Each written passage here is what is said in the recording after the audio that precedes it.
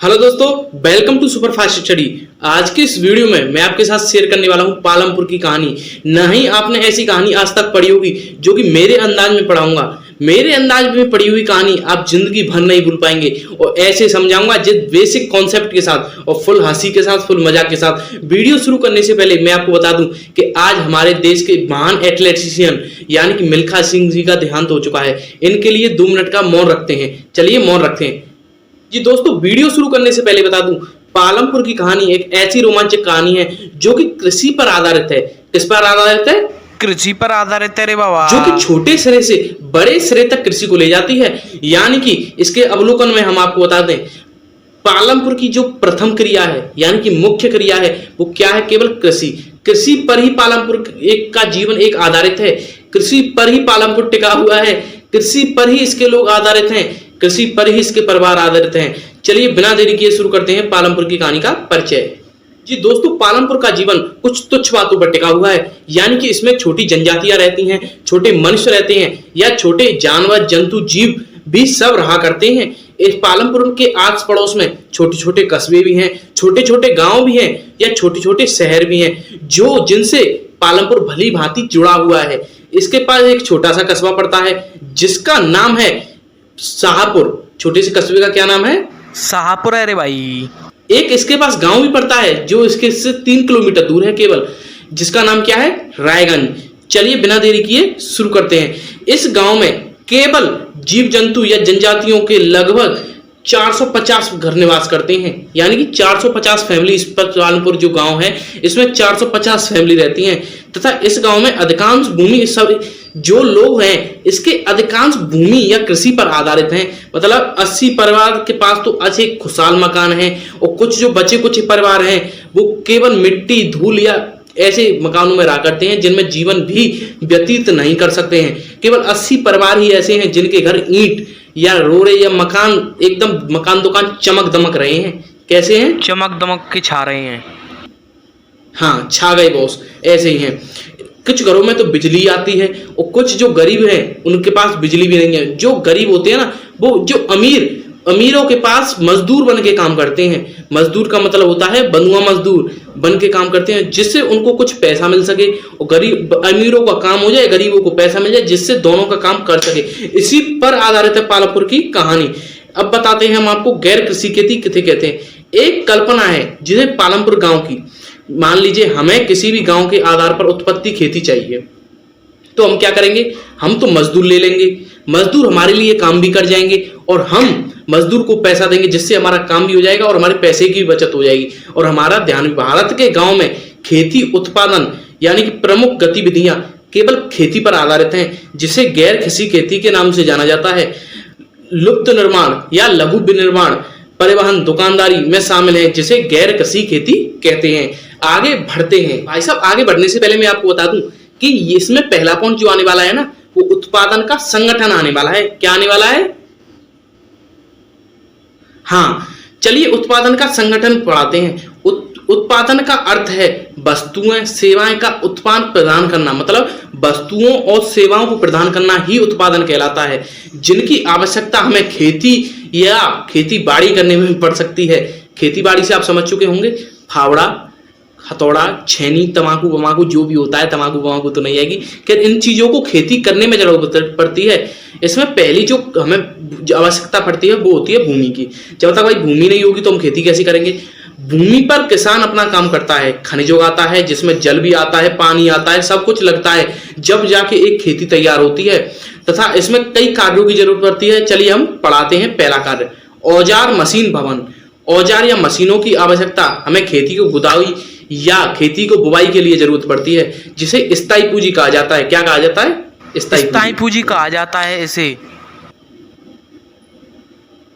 चलो खापड़ आते हैं। कच्चा माल या नगद मुद्रा। जैसे कोई हमारे खेत में काम करेगा तो हमको क्या मिलेगा? कच्चा माल। क्या मिलेगा?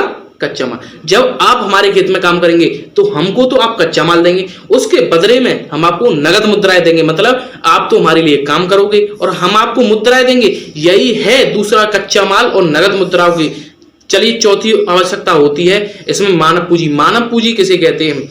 जैसे मानव को कई चीजों की आवश्यकता पड़ती है। पैसों की, ज्ञान की उद्गम आवश्यकता पड़ती है। इसे क्या कहते हैं? मानव पूंजी। चलिए बिना देरी किए शुरू करते हैं उत्पादन के कारक। उत्पादन भूमि में श्रम और पूंजी के संयोजित संगठन से होता है। मतलब जब तक पैसा नहीं होगा उत्पादन नहीं होगा, मतलब पैसा नहीं होगा तो उत्पादन कहां से होगा? बीज कहां से आएंगे भाई? तो इसी के लिए जरूरत पड़ती है उत्पादन के कारकों की। चलिए पालमपुर की खेती के बारे में हम आपको डिटेल में समझाते हैं। पालमपुर की खेती की क्रिया को भूमि स्तर से नापा गया है, जिसमें मैंने आपको बता ही चुका हूं कि पालमपुर में सबसे ज्यादा क्या की जाती थी? हाँ, जिसमें 75% लोग अपनी जीविका को खेती पर आधारित रखते थे। मतलब 75% जो लोग होते थे वो केवल कृषि और कृषि पर ही आधारित थे। कृषि के अलावा वो कुछ भी नहीं सोच सकते थे। हाँ, जिससे उनको श्रम भी मिल जाए और उनका काम भी हो जाए और दूसरों को भी मदद मिल जाए, केवल कृषि पर। लेकिन याद रखिए, कृषि उत्पादन के मूलभूत कठिनाई भी थी। मतलब कृषि उत्पादन जो लोग करते थे उसमें मूलभूत कठिनाई थी। कैसी कठिनाई थी? मतलब उनको कुछ वस्तुएं भी नहीं मिल पाती थी।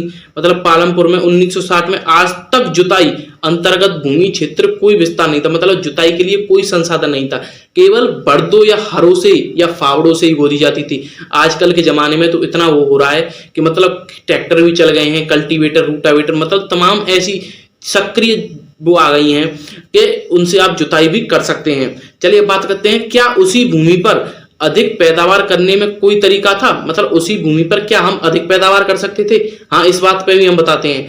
यहाँ इस प्रकार की फसल पैदा की जाती थी जो सुख सुविधा में उपलब्ध हो, जैसे बाजरा, जिसके लिए उच्च खुदाई की जरूरत भी नहीं पड़ती थी। जो बाजरा था उसके लिए उच्च खुदाई की जरूरत क्यों नहीं पड़ती थी? क्योंकि बाजरे को केवल तिरक के भी बोआ जाता है। उसको देखते देखते मतलब हम इसमें ज्यादातर क्या नहीं कर सकते थे? आलू नहीं कर सकते थे, क्योंकि भाई आलू के लिए मशीन होती है। ज्यादातर इसमें केवल वही चीज बोई जाती थी जो कि उपलब्ध हो। पालमपुर में अलग अलग तीन बार अलग अलग फसलें बोई जाती थी। 3 साल में अलग अलग फसलें बोई जाती थी। यहाँ पर सिंचाई की सुख सुविधा नहीं रही थी। पालमपुर में बिजली जल्द आ गई थी। मतलब जब जनरेशन आगे बढ़ती गई तो पालमपुर में बिजली का आना भी शुरू हो चुका था। मैं आपको ये पूरा वो डिटेल बता देता हूँ। पानी की सुविधा भी इसमें पहुंचने गई। मतलब धीरे धीरे इसमें सारी उपलब्धियां प्राप्त होने लगी। अब आती है एक वर्ष किसी भूमि से ज्यादा फसल उगा देना। मतलब एक वर्ष में किसी भूमि से ज्यादा फसल उगाना ही क्या कहलाती है? बहुविधि फसल प्रणाली। यानी कि एक बार एक साल में सबसे ज्यादा फसल उगा देना बहुविधि फसल प्रणाली कहलाती है। चलिए आगे शुरू करते हैं। और हाँ दोस्तों, आपके लिए जो पीछे दिख रहा है ना ये चार्ट, उसको आप क्लियरली याद कर लीजिएगा, क्योंकि यही ज्यादातर पेपर में फंसता है। आप समझ रहे होंगे मेरी बात। चलिए अब आगे बताते हैं, क्या भूमि यह धारण कर पाएगी? क्या धारण कर पाएगी भाई? चलिए जानते हैं।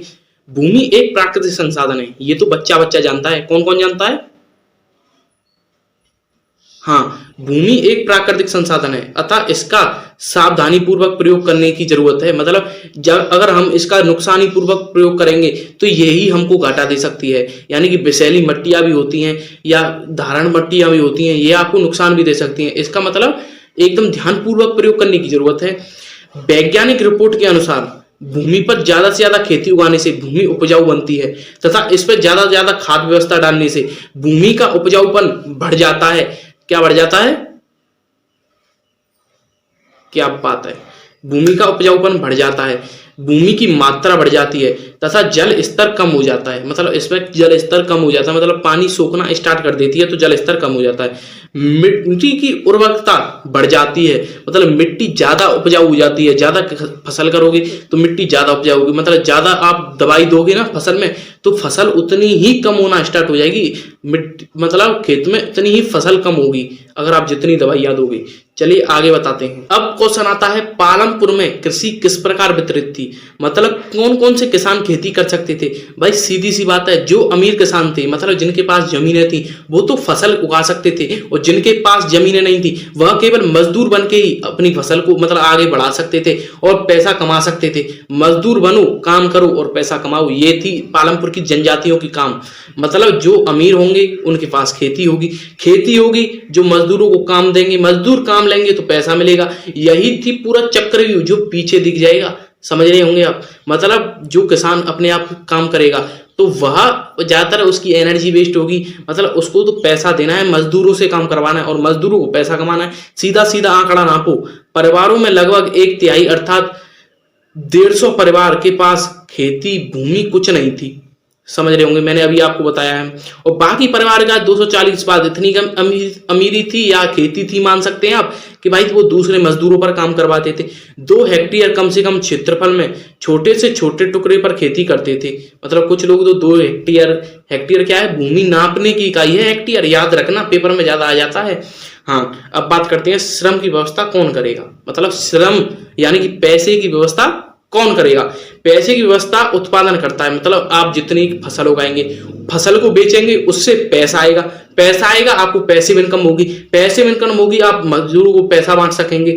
यानी कि किसान अपने परिवारों के पालन पोषण में खेती को बेचते थे, पैसा आता था, अपने मतलब मौजूद परिवार को पालन करते थे, यानी कि अपने खान पीने का व्यवस्था रखते। अब बात आती है खेतों के लिए आवश्यक पूंजी की।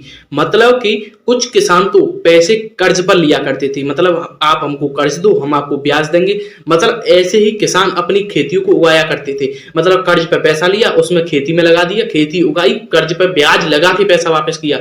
मतलब इसमें किसानों को ब्याज भी देनी पड़ती थी। यह थी आवश्यक पूंजी के लिए उगाया गया पैसा। कर्ज लेते थे, ब्याज देते थे, यानी कि कर्ज चुकाने के लिए उन्हें कष्ट सहने पड़ते थे।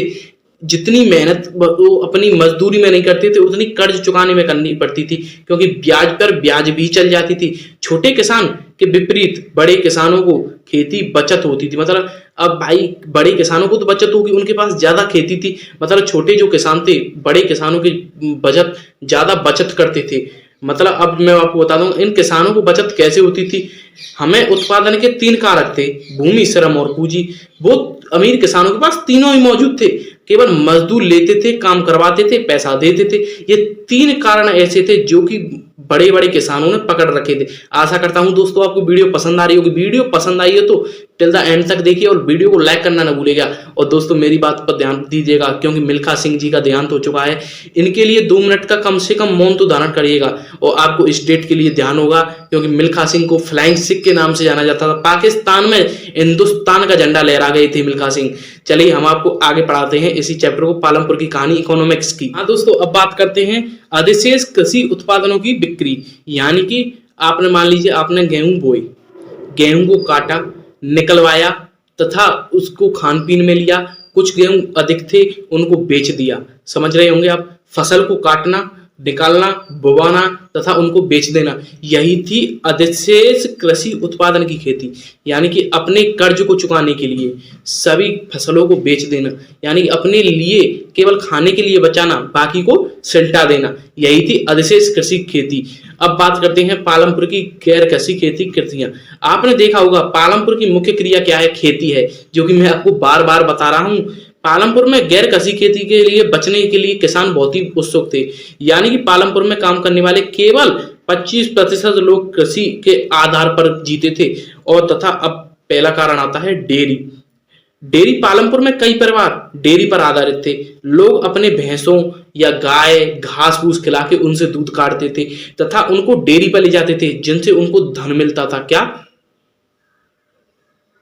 हाँ रे बाबूराव, पैसा पैसा, सही बोला बाबूराव। हाँ, जो कि शाहपुर एक शहर था, उसमें लोग अपने दूध को बेचा करते थे। वहां से अच्छी मात्रा में पैसिव इनकम यानी कि धन मिला करता था।